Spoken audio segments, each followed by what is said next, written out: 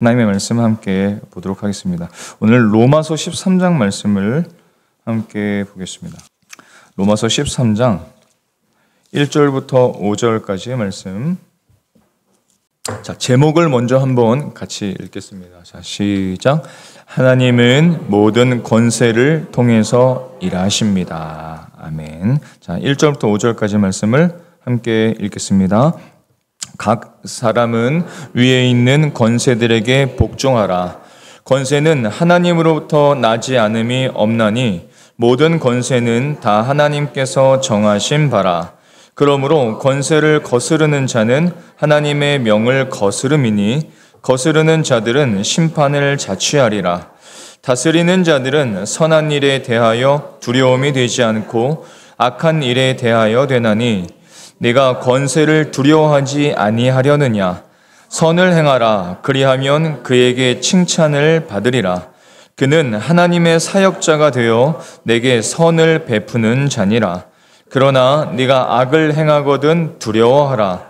그가 공연히 칼을 가지지 아니하였으니 곧 하나님의 사역자가 되어 악을 행하는 자에게 진노하심을 따라 보응하는 자니라.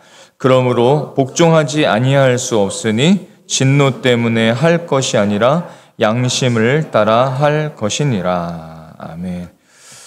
지난주 금요일 날은 아마 우리는 선거에 대해서 함께 말씀도 나누고 선거를 위해서 기도했습니다. 그리고 오늘은 현충일이고 그래서 국가와 나라와 우리 그리스도인에 대한 말씀을 나누지 않을 수가 없습니다. 이 시대는 극심하게 개인주의적인 삶을 지향합니다. 굉장히 점점 갈수록 개인주의의 삶, 개인주의를 표방하는 문화. 요새는 진짜 강남만 가면 밥 먹으러 식당에 들어가면 반은 혼밥 테이블을 딱 이렇게 만들어 놨더라고요. 저번에 한번 보고 정말 놀랐습니다. 이런 테이블이 아니라 그냥 반은 퉁 해서 그냥 혼밥 테이블을 만들어 놨어요. 그걸 뭐 굳이 그렇게 먹겠다라기보단 지금 그렇게 살아가고 있는 모습을 대변하는 것 같아서 마음이 굉장히 좀 슬펐습니다.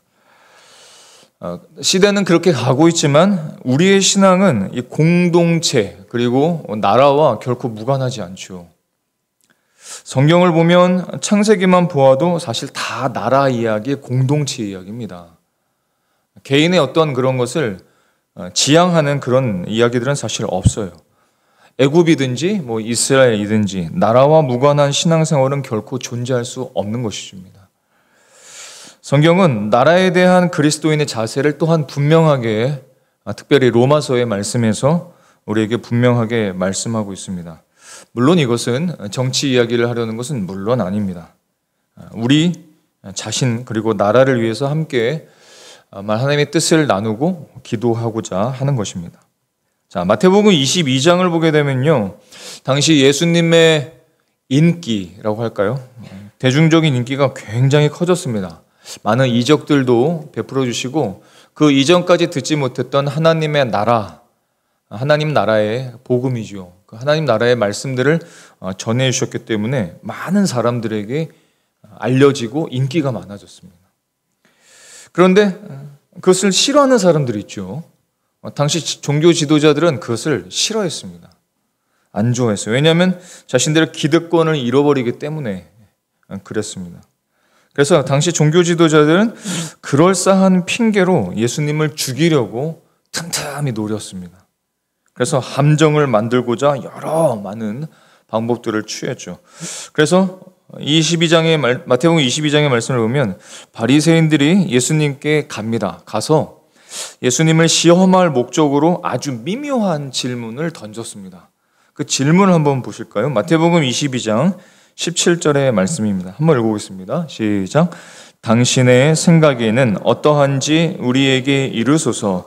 가이사에게 세금을 바치는 것이 옳으니까 옳지 아니하나이까? 이렇게 바리새인들이 예수님께 질문을 던집니다. 가이사는 누구죠? 당시 이스라엘을 지배하는 정복자 로마의 황제, 그래서 가이사라 이렇게 부릅니다. 이스라엘은 로마의 속국이었습니다. 마치 일본이 한국을 식민지화했던 것처럼 하던 그런 시대였습니다. 이렇게 질문한 의도는 뭘까요? 이렇게 질문한 의도는 예수님의 의견을 따르겠다 그런 거 아니죠. 예수님을 시험해서 예수님이 말 한 번 잘못하면 그냥 그걸 꼬투리 잡아가지고 넘어뜨리려고, 예수님을 죽이려고 함정을 판 것입니다. 만약 예수님께서 세금을 바치는 것이 옳다라고 말하면 너는 동족인 유대 백성들을 배반하는 자구나, 매국노구나, 규탄할 속셈이었고, 반대로 세금을 바치지 말라고 말씀하시면 너는 어떻게 로마의 국법을 어기느냐, 그렇게 고발할 속셈이었습니다. 나름대로 잘 짜여진 각본이었어요. 어찌 보면 빠져나갈 구멍이 전혀 없어 보였습니다.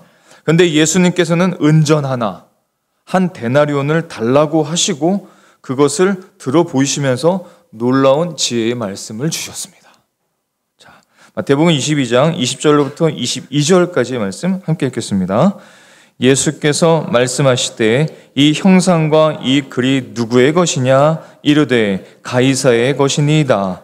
이에 이르시되 그런즉 가이사의 것은 가이사에게, 하나님의 것은 하나님께 바치라 하시니 그들이 이 말씀을 듣고 놀랍게 여겨 예수를 떠나가니라. 바리새인들은 로마 사람들이 아니라 유대인들입니다. 이스라엘 사람들이에요. 애국적인 유대인이라면 당시 이 데나리온, 이 동전을 가지고 다녀서는 안 되는 분위기였습니다. 그런데 바리새인 주머니에서 데나리온이 나온 거예요. 왜냐하면 동전에는 우상 숭배적인 이 황제의 형상이 그려져 있었고, 황제가 하나님의 아들이라 하는 이 호칭이 그 형상 밑에 글로 적혀져 있었습니다. 동전에. 그런데 바리새인들이 이 데나리온을 쓰고 있었던 겁니다. 그게 들통난 거죠. 바리새인도 매국노라고 규탄받을 상황이 되어 버렸던 겁니다. 예수님께서 그것을 이용하신 것이죠. 마치 바리새인들은 동족을 위하는 것처럼 다가왔지만 마치 결국 일본의 앞잡이가 되었던 순사들 같은 경우처럼 드러나게 되어버렸습니다. 예수님을 시험하러 왔었지만 결국 할 말이 하나도 없어진 거예요. 그래서 바리새인들은 그냥 돌아가 버렸습니다. 아무 말도 하지 못하고. 근데 이 말씀이 우리에게 더욱더 중요한 것은 무슨 뜻이냐면 그리스도인과 나라의 관계에 대한 중요한 가르침을 주는 말씀이기 때문에 그렇습니다. 가이사의 것은 가이사에게, 하나님의 것은 하나님에게. 그러면 그때 당시에 유대인들은 가이사에게만 순종해야 되나요? 하나님에게만 순종해야 되나요? 로마에서 그냥 도망쳐 가서 살아야 되나요? 그럴 수는 없지 않겠습니까? 로마의 속국이긴 하지만 이스라엘 사람들은 그 땅에서 가이사를 또한 섬기면서 살아갈 수밖에 없었습니다. 하지만 또 하나님을 섬겨야 하는 사람들이었습니다. 두 가지를 다 말씀해 주신 것이죠. 마찬가지로 그리스도인은 이 땅의 국가를 향한 의무도 있고 하나님 나라를 향한 의무를 동시에 가지고 있다는 뜻입니다. 두 가지를 다 가지고 있는 거예요. 우리는 분명 하나님의 나라의 백성이고 하나님 나라를 위해서 살아가고 있는 사람들이지만 동시에 우리의 삶의 터전은 이 땅입니다. 이 땅의 정부를 무시할 수는 없는 것이죠. 이 땅의 모든 법들을 무시하면서 이 땅을 살아갈 수는 없습니다. 하나님 나라를 위해서 살고는 있지만 동시에 삶의 터전을 제공하고 있는 이 생명의 젖줄, 이 나라의 발전을 위해서 기여하고 기도하는 것이 또한 그리스도인들에게 합당한 일이라는 것입니다. 그것을 말씀하신 것이죠. 오늘 본문은 이 국가에 대한 하나님의 백성들의 자세를 이 로마서에서 두 가지로 크게 말씀하고 있습니다. 근데 이 로마서는 누가 썼죠? 누가 기록했죠? 사도 바울이 로마 교회를 향해서 기록을 했습니다. 당시 로마 사회, 로마 제국은 어떤 사회였냐면 로마가 완전히 모든 것을 정복한 상태.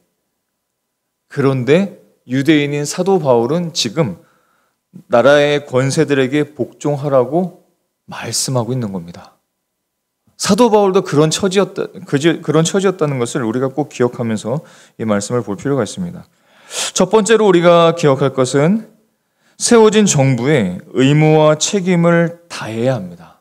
그것이 그리스도인의 책임이죠.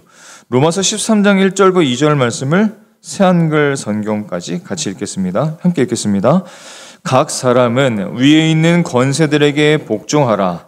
권세는 하나님으로부터 나지 않음이 없나니 모든 권세는 다 하나님께서 정하신 바라.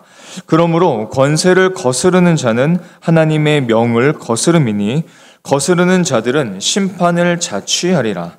사람은 모두 위에서 다스리는 통치 권력들의 지위를 인정해야 합니다. 통치 권력치고 하나님이 세우시지 않은 것이 없고 지금 있는 통치 권력들도 하나님이 세우신 것이기 때문입니다. 따라서 통치 권력의 지위를 인정하지 않는 사람은 하나님의 명령에 맞서는 것입니다. 그리고 맞서는 사람들은 스스로에게 심판을 불러들이게 될 것입니다. 아멘. 일단 저는 어떤 편도 아닙니다. 저는 하나님 편입니다. 자, 새한글 성경 버전이 좀 더 자세하게 기록되어 있습니다. 1절에 보시면 사람은 모두 위에서 다스리는 통치 권력들의 무엇을 인정해야 된다? 지위를 인정해야 된다. 통치 권력들의 지위.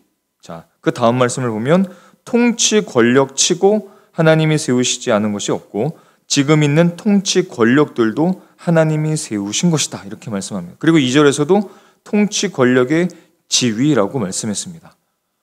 그 권력자라고 말씀하지 않으셨습니다. 우리는 보통 순종하고 복종하는 것을 어떻게 생각하냐면 그 사람에게 복종하는 것으로 여깁니다. 그래서 어떤 마음이 생겨요? 싫어합니다. 사람을 생각하면 어떤 사람이든지 복종하고 순종하는 거 싫어합니다. 누가 대통령이 되든 누가 국무총리가 되든 어떤 누구와 장관이 되든 그 사람에게 복종하라라고 하나님께서 만약 말씀하셨다면 우리는 복종할 수 없는 겁니다. 주님께서 지금 말씀하시는 포인트를 잘 보십시오. 그 사람이 아니라 통치 권력들의 지위를 인정해야 된다라고 말씀하세요. 통치 권력들의 지위를 말씀합니다. 왜? 그 권력은 하나님께서 세우신 권력이기 때문에 그렇습니다. 자, 가정의 질서는 어떻게 되어 있죠? 남자에게 또 그 질서를 주셨습니다. 영적인 권위를 주셨습니다. 아버지가 마음에 안 들면 순종하지 않고 복종하지 않아도 되는지요? 그럴 수는 없을 것입니다. 교회에 질서가 있습니다. 목사가 마음에 들지 않고 작은 어떤 소그룹에 어떤 인도자가 마음에 들지 않으면 마음대로 해도 되나요? 그럴 수는 없습니다. 똑같은 겁니다. 왜? 그 남편도 그 목자도 하나님께서 세우신 통치 권력의 지위가 있기 때문에 그렇습니다. 그걸 보고 인정하라는 것이지 그 사람에게 순종하라는 뜻이 아닙니다. 이것을 꼭 기억하셔야 됩니다. 서방의 독재자들이 이 말씀을 많이 남용했습니다. 그래서 기독교에서는 이 말씀을 많이 피하고 싶은 것도 사실입니다. 하지만 우리는 성경 있는 그대로의 말씀을 받아들일 수 있어야 됩니다. 그것이 그리스도인이죠. 왜냐? 복종보다는 많은 사람들은 저항이 훨씬 매력적입니다. 뭔가 반항적인 거 굉장히 매력적이죠. 막 순종하고 복종하는 거 매력적이지 않게 보입니다. 뭐하러 그렇게 하느냐라고 말하죠. 근데 아니죠. 그거 아니죠. 라고 말하면 와우. 멋있군. 뭔가 하나 할 것 같군. 굉장히 매력적으로 보입니다. 저항도 불순종은 같이 맥락을 같이 하는 타락한 인간의 본성입니다. 저항은 하나님께서 원하시는 방법이 아닙니다. 성경은 아주 예외적인 경우에 저항하는 합법성도 말씀하십니다. 근데 그걸 잘 보아야 됩니다. 보편적인 삶의 자세로서 하나님은 항상 우리에게 순종과 복종을 말씀하고 계시죠. 자녀들아 부모에게 순종하라. 아내들이여 남편에게 복종하십시오. 상전들에게 복종하라. 그리스도를 경외함으로 피차 복종하라. 너희를 인도하는 자들에게 순종하고 복종하라. 이렇게 다 말씀하셨습니다. 물론 질서를 맡긴 자들에게는 그만한 책임이 따르는 것은 너무 당연한 일입니다. 세워진 대통령도 만약에 하나님의 질서를 자꾸 망가뜨리면 하나님께서 그 책임을 분명히 물으실 것입니다. 하나님의 말씀이죠. 아무튼 권세들이라고 하면 우린 보통 저항감을 느끼는데 그것은 권세를 잡은 자들이 힘을 남용하는 역사들을 우리가 많이 경험했기 때문에 그렇습니다. 그래서 그렇게 싫은 거예요.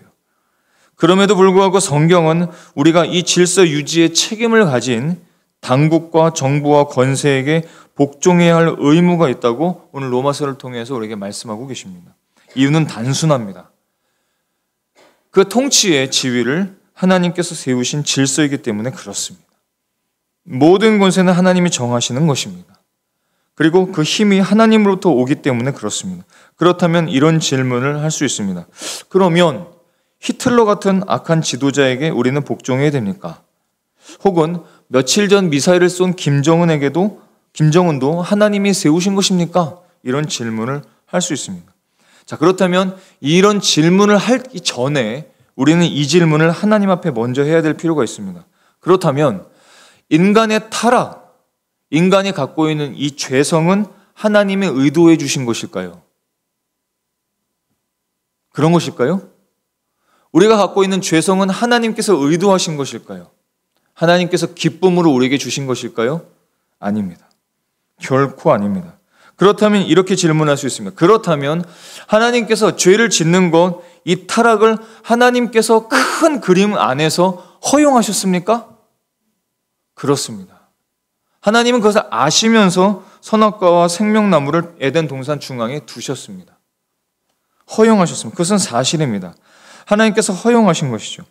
이스라엘의 유일한 왕, 그 하나님 대신에 인간의 왕을 세워달라고 사람들이 때를 썼을 때 사울 왕을 허용하신 것도 비슷합니다. 사울 왕이 나중에 하나님을 어떻게 거역하고 하나님을 떠나게 될지 하나님은 아셨습니다. 하지만 허용하셨습니다. 이것을 소위 허용적인 작정이라는 신학적인 용어를 굉장히 쓰지만 그렇게 쓰지 않아도 됩니다. 마찬가지로 똑같습니다. 당장은 불합리하게 보일지 모르지만 궁극적으로 우리에게 유익을 가져올 수 있기 때문에 하나님은 그것이 최선의 것이 당장에 우리가 보기엔 아닐지라도 불구하고 그것을 허용하시기도 합니다. 허용하시기도 합니다. 때로는 그래서 우리에게 고난도 허용해 주시고 우리에게 아픔도 허용해 주시죠. 당장 이것이 최선의 것이 아님을 우리가 느낄 수도 있지만 그럼에도 불구하고 하나님은 허용하실 수밖에 없다는 겁니다. 근데 신앙의 연륜이 가지면 가질수록 신앙의 성숙됨이 더욱더 깊어질수록 그 하나님의 섭리를 알게 되죠. 그래서 하나님이 세우셨구나. 하나님께서 그래서 허용하셨구나. 하나님께서 이 고난을 허용하실 수밖에 없었구나. 이것을 점점 알게 됩니다. 인간에게 자유의지를 주신 하나님께서는 어떤 경우에도 인간이 하는 것을 그대로 버려두시고 승인하십니다. 그리고 그것을 통해서 어떻게 하시냐면 우리로 하여금 배우게 하십니다. 하나님이 어떠한 분이신지, 하나님께서 어떻게 일하시는 분이신지, 하나님께서 악을 허용하실 때에도 악을 어떻게 사용하시는지를 보게 하십니다. 악을 허용하실 때에는 선이 얼마나 중요한지를 또한 깨닫게 하십니다. 만약에 악이 없다면 선이 선인 줄 우리가 알 수 있을까요? 알 수가 없습니다. 알 수가 없어요. 악이 있기 때문에 선을 알 수가 있습니다. 죽음이 있기 때문에 생명의 가치를 알 수가 있습니다. 우린 그런 존재예요. 하나님께서는 그것을 다 아셔서 불의를 허용하셔서 의로움이 무엇인지를 깨닫게 하십니다. 그리고 의의를 배우게 하십니다. 궁극에 가서는 사람과 역사의 이 모든 것이 유익이 되도록 우리에게 섭리해 주시는 것입니다. 하나님의 방법이에요. 그러므로 하나님께서 우리들의 유익과 사회의 안녕과 질서를 유지하기 위해서 세우신 그 권세에 협력하고 순종하는 것이 하나님을 거스르지 않는 것이며 또 하나님의 칭찬을 받는 것임을 저와 여러분이 꼭 믿으실 수 있기를 주님의 이름으로 축원합니다. 그러므로 운전을 만약에 잘못해서 경찰에게 걸리신다면 이렇게 생각하십시오. 아, 이 경찰에게 주신 권세 하나님이 주신 것이구나. 하나님이 세우셨구나. 삿대질하지 말아야지. 반항하지 말아야지. 왠지 나만 걸린 것 같아서 억울한 마음이 있지만 이렇게 말해야지. 참 수고하십니다. 저는 걸려야 마땅한 사람입니다. 얼마죠? 이렇게 우리는 하나님 앞에 하듯이 해야 합니다. 그것이 하나님께서 세우신 권세에 복종하는 크리스찬들의 복된 삶이라는 것입니다. 자, 로마서 13장 5절의 말씀을 한번 볼까요? 자, 읽어보겠습니다. 시작. 그러므로 복종하지 아니할 수 없으니 진노 때문에 할 것이 아니라 양심을 따라 할 것이니라. 아멘. 이 양심이라는 것은 예수님을 믿어서 회복된 양심을 말합니다. 죄성이 가득한 인간의 양심을 말하는 것이 아니라 예수님을 믿으면 예수님을 믿는 그 즉시 우리의 양심이 회복되기 시작합니다. 그리고 예수님을 닮아가면 닮아갈수록 우리의 양심이 예수님을 더욱더 닮아가는 마음이 되지요. 그 예수님을 닮은 양심, 예수님을 닮은 그 마음으로 그 권세에게 복종하라는 겁니다. 진노하면서 억울해하면서 힘들어하면서 굉장히 아파하면서 그렇게 할 것이 아니라 하나님께서 세우신 통치 권력이 지위이기 때문에 하나님께서 회복해 하신 그 양심을 따라하라고 말씀을 하시는 겁니다. 내가 잘못했다면 벌금을 많이 내는 것뿐만 아니라 그 권세의 배후에 하나님께서 계시는구나. 하나님께서 인도하시는 것이구나. 이렇게 인정을 하고 자신의 그 양심을 따라서 시인하고 그것을 순종해야 된다는 것입니다. 이것이 믿는 사람들의 합당한 삶이라는 것입니다. 저와 여러분이 이 말씀을 잘 기억하고 나라의 법들 혹은 통치 권력, 그 지위에 대해서 그 하나님의 말씀을 잘 생각하셔야 됩니다. 내가 싫어하니까 내가 이건 너무 안 좋게 생각하니까 그냥 무작정 불순종하고 무작정 거부하고 무작정 저항하는 것은 하나님의 뜻이 아니라는 것입니다. 자, 둘째로 우리가 생각할 것이 있습니다. 크리스찬들은 나라에 대해서 선한 국가가 되도록 힘써야 합니다. 한번 때려볼까요? 선한 국가가 되도록 힘써야 합니다. 힘써야 합니다. 권세를 세우신 하나님의 의도는 무엇일까요? 하나님께서 그 권세를 세우신 하나님의 의도는 무엇일까요? 그 권세를 통해서 이 땅에 사회 속에 선을 이루시고 의를 성취하기 위해서 있습니다. 그래서 세우시는 겁니다. 선을 이루시고 의를 성취하기 위해서, 그리고 악을 징벌하기 위해서 그 정부를 세우십니다. 그것이 하나님께서 정부를 세우시는 의도입니다. 자, 13장 4절의 말씀을 이번에는 메시지 버전까지 같이 읽어보겠습니다. 자, 시작. 그는 하나님의 사역자가 되어 내게 선을 베푸는 자니라. 두려워하라. 공연히 칼을 가지지 아니하였으니 곧 하나님의 사역자가 되어 악을 행하는 자에게 진노하심을 따라 보응하는 자니라. 경찰은 그냥 멋으로 있는 것이 아닙니다. 하나님은 질서를 유지하는 일에 관심이 있으시고 그분은 그들을 사용하십니다. 이것이 여러분이 책임 있게 살아야 하는 이유입니다. 궁극적으로 하나님의 선과 의를 이루시기 위해서 그 통치 권력을, 그 지위를 세우셨다는 것입니다. 그래서 하나님께서 궁극적으로 이루실 것을 바라보면서 순종하라는 거예요. 그러니까 하나님께서 세우셨기 때문에 궁극적으로는 그 권세를 세우신 권력자 하나님, 통치자 하나님은 선과 악을 분명하게 세우시고 가르실 것이니까 그것을 바라보면서 순종하라는 것입니다. 선과 악이라는 중요한 단어가 나오는데 왜 그들을 세우셨냐면 선을 집행하기 위해서 혹은 의를 집행하기 위해서 그렇습니다. 만약에 여러분 이 땅에 이 세계에 무정부주의가 아직도 많습니다. 정부가 없어요. 그냥 군대가 막 통치해버리거나 아니면 독재자가 막 나타나서 정부 따위는 상관없이 막 해버리는 무정부주의가 있습니다. 무정부주의가 나을까요? 조금 악하더라도 정부가 있는 것이 나을까요? 악법이라도 없는 것이 나을까요? 아무런 법이 없는 것이 나을까요? 악법이라도 법이 있는 것이 나을까요? 우리는 금방 결론을 생각할 수 있습니다. 생각할 수 있어요. 무조건적으로 세워진 권세자가 옳다는 뜻이 물론 아닙니다. 그런데도 불구하고 하나님께서 그들을 통해서 일하시겠다는 거예요. 하나님께서 그들을 통해서 일하시겠다는 겁니다. 하나님께서 그들을 무조건 도와주시겠다는 뜻도 아닙니다. 그들을 통해서 궁극적인 선과 의를 통치하시겠다는 뜻입니다. 하나님께서 그렇게 하시겠다는 거예요. 자녀가 아버지와 어머니의 모든 계획을 다 알지를 못합니다. 그렇죠. 그 깊은 연륜과 그 경험들을 어떻게 알 수 있겠어요? 마치 우리가 아버지 하나님의 그 말씀을 따라가는 것과 똑같습니다. 우리는 하나님의 그 깊으신 뜻과 그 경륜을 다 이해할 수는 없어요. 그렇기 때문에 보여지는 하나님께서 세우신 그 통치 권력의 지위를 인정할 수밖에 없다는 겁니다. 무조건적으로 우리에게 도와주라는 그런 뜻이 아닙니다.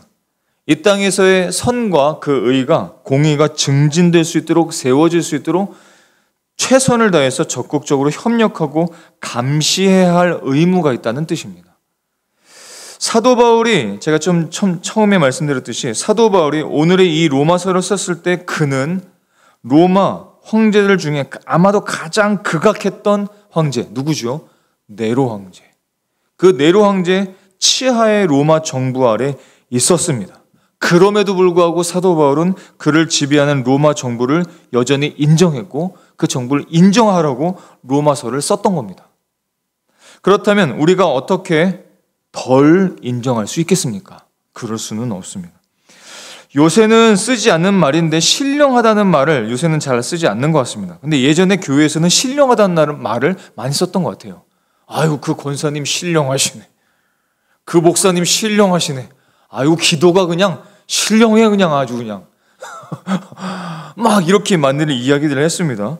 여러분, 진짜 신령한 그리스도인은 이 사회와 역사에 대해서 관심을 피하지 않는 사람들입니다.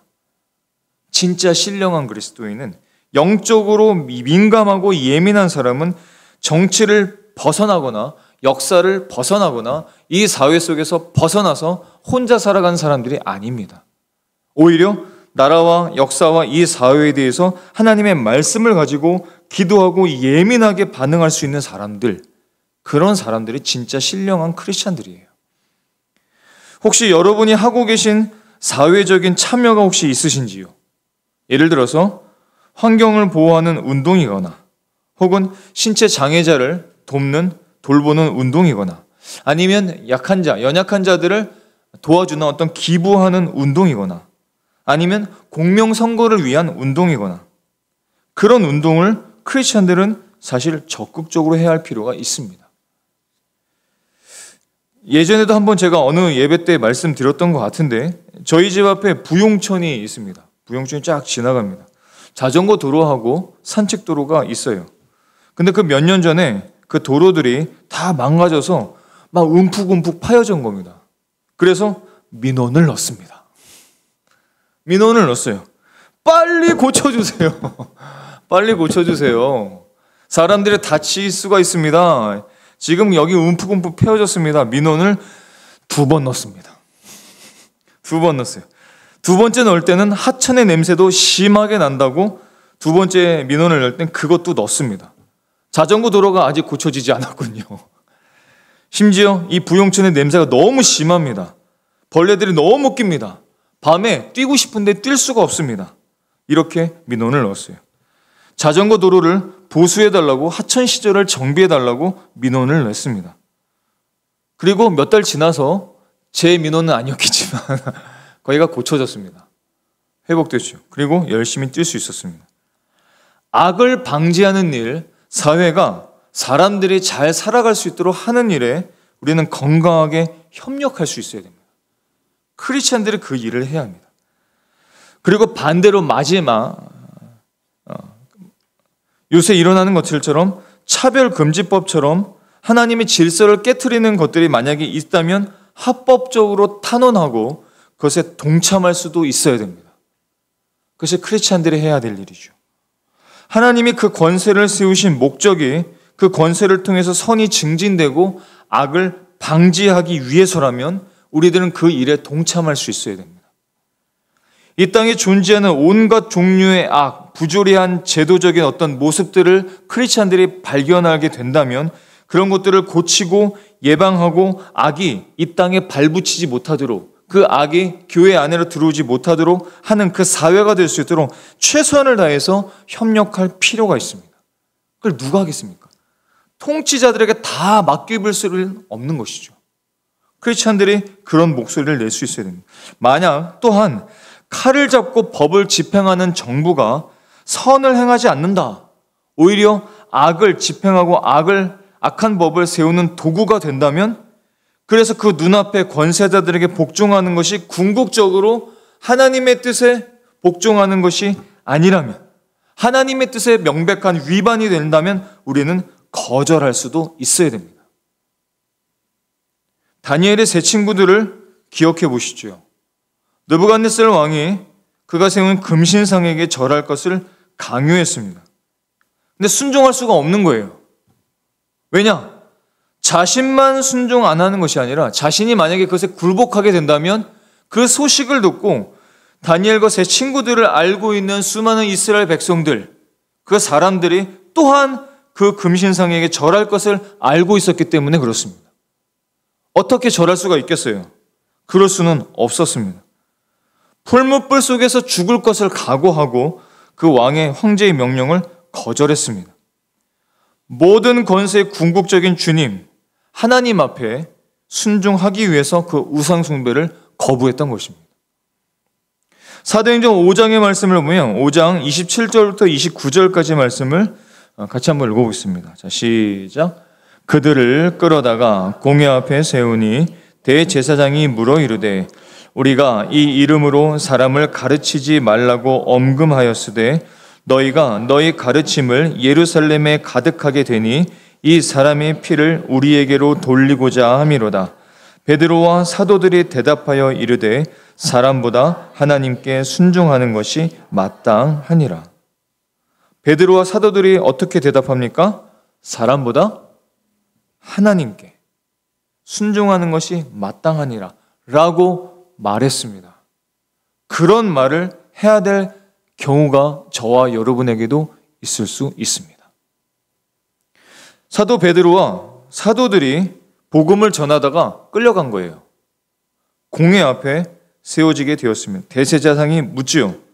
어떻게 그런 일을 했느냐? 왜 복음을 전했느냐? 사람들을 가르치지 말라고 하지 않았느냐? 엄금하지 않았느냐? 그런데 너의 가르침, 복음이죠. 그 가르침을 예루살렘에 가득하게 되었구나. 하지 말라고 했는데 어떻게 복음을 전했느냐? 이렇게 하면서 베드로와 사도들을 공회 앞에 세웠습니다. 잡았습니다. 그때 그들이 대답한 겁니다. 사람보다 하나님께 순종하는 것이 마땅하니라. 저들은 이 말을 함으로써 결국은 맞습니다. 매질을 당합니다. 알면서도 하나님께 순종하기 위해서 우상의 놀이개가 되지 않도록 하기 위해서 이렇게 말했습니다. 하나님의 법이 있습니다. 우리는 하나님의 법을 성경, 이 하나님의 말씀, 성경을 통해서 하나님의 법을 배워갑니다. 그리고 하나님의 법을 우리는 깨닫게 되고 이 법을 순종하기로 마음의 결단을 하면서 성령의 도우심을 받고 살아가죠. 그런데 이 하나님의 법이 우리에게 주어졌는데 이 하나님의 법과 모순된다면 우리는 이 땅의 법을 따르지 않고 하나님의 법에 복종할 수 있도록 지혜를 자꾸 구해야 됩니다. 지혜를 구하고 방법을 구해야 됩니다. 그리고 올바른 방법을 써야 합니다. 정당하지 못한 수단, 비합법적인 수단, 성경이 하나님이 승인하지 않은 폭력 수단을 가지고 올바른 목표를 추구할 수는 없습니다. 하나님의 방법이 아닙니다. 또한 실제적인 실천을 가지고 해야 됩니다. 저항하는 것이 많은 사람들의 몸에 배어 있습니다. 하지만 저항하는 것이 우리의 삶의 어떤 보편적인 자세가 되지 않도록 주의해야 합니다. 하여튼 뭐만 하면 자꾸 저항하고 싫어요. 하기 싫어요. 그거 말아요. 하지 않겠습니다.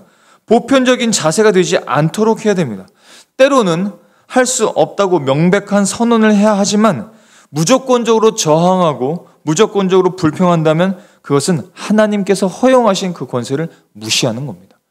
궁극적으로 하나님을 무시하는 겁니다. 왜? 자기가 하나님보다 더 의롭다라고 생각하기 때문에 그렇습니다. 어떻게 그럴 수가 있을까요? 그래서 코로나를 한번 생각해 보면 코로나가 창궐했을 때 교회에 가지 말아라, 모이지 못하게 만들고 예배하지 못하게 된 것이 얼마나 힘들었습니까? 얼마나 아팠습니까? 그래서 정부와 계속해서 대화하지 않았습니까? 그래도 조금이라도 예배해야 되지 않습니까? 그래도 조금이라도 예배해야 되지 않습니까? 영상으로라도 예배해야 되지 않습니까? 영상할 수 있는 인력들이라도 목사와 함께 같이 예배해야 되지 않겠습니까? 대화했습니다. 탄원했습니다. 각 기독교계가 정부에게 탄원했던 것을 기억합니다. 그리고 그것들이 점점 들어지기 시작했죠. 사랑하는 성도 여러분, 여기까지 우리 말씀을 함께 보면 단순히 나라의 권세에 복종하고 협력해야 되는구나, 하나님의 명령이구나, 이렇게만 생각할 수 있습니다. 물론 하나님의 말씀이고 순종해야 될 가르침이지만 성경의 모든 말씀이 지향하는 바는 단순히 이 땅에서의 삶이 아님을 또한 우리는 기억해야 됩니다. 우리가 하나님께서 세우신 그 권세를 위해서 기도하고 저들을 함께 협력하면서 보다 하나님의 뜻에 맞게 나라를 운영해 갈 수 있도록 우리가 기도할 때 그 기도의 궁극적인 목표가 있다는 사실을 기억해야 됩니다. 그 궁극적인 목표가 무엇입니까? 디모데전서 2장의 말씀처럼 모든 영혼이 구원받기를 원하시는 하나님의 뜻을 우리가 알기 때문에 그렇습니다. 결국은 우리가 그렇게 순종하고 우리가 따라가고 협력해서 하나님의 선과 의가 이 땅에 펼쳐지고 정의가 펼쳐지게 할 때 하나님의 그 뜻, 모든 사람이 구원을 받으시기를 원하시는 그 하나님의 뜻이 이루어질 수 있다는 것입니다. 모든 사람들이 진리에 이를 수 있기 때문에 그렇습니다. 우리가 만약에 그것을 다 책임지지 않고 다 무시하고 거부한다면 우리는 그 궁극적인 하나님의 뜻을 온전히 쫓아갈 수가 없다는 것입니다. 하나님은 모든 것을 통해서 일하시는 하나님이십니다. 하나님은 어떠한 권세자들이라도 그 권세자들을 사용하시고 통치하실 수 있는 이 땅에, 온 우주의 통치자가 되어 주십니다. 예수님만이 우리 왕이실 뿐만 아니라 이 나라의 왕이시고 온 우주의 왕이시라는 사실을 우리가 꼭 기억하기를 소망합니다. 오늘 말씀은 단순히 국가에 대한 복종만을 말씀하시는 것이 아닙니다. 결국은 그 권세에 순종할 때 우리가 하나님의 뜻에 순종하고 하나님의 뜻을 이루어 갈 수 있고 우리의 삶이 하나님께 기쁨을 드리고 이웃을 축복하면서 살 수 있는 축복의 통로가 되고 의무가 사실은 굉장히 큰 특권이고 큰 기쁨이라는 사실을 우리에게 말씀하고 있는 것입니다. 어떤 사회도 어떤 나라도 어떤 통치자도 어떤 권력도 완전할 수 없고 선할 수 없습니다. 완전한 선을 가질 수 있는 사람은 이 땅에 아무도 없습니다. 하지만 이 땅의 그리스도인들이 참으로 소금이 되고 빛의 삶을 추구할 때 그리고 이 땅의 권세들을 위해서 기도할 때 하나님의 뜻이 이 땅에 펼쳐지기를 위해서 노력하고 기도하고 합력할 때 하나님의 나라, 하나님의 의와 선이 이 땅 위에 이루어지게 될 것을 저와 여러분이 꼭 믿으실 수 있기를 바랍니다. 그리고 위정자들과 나라를 위해서 기도하고 우리의 신앙생활, 우리의 삶의 터전이 하나님의 나라가 될 수 있기를 예수님의 이름으로 축원합니다. 아멘. 기도하시겠습니다.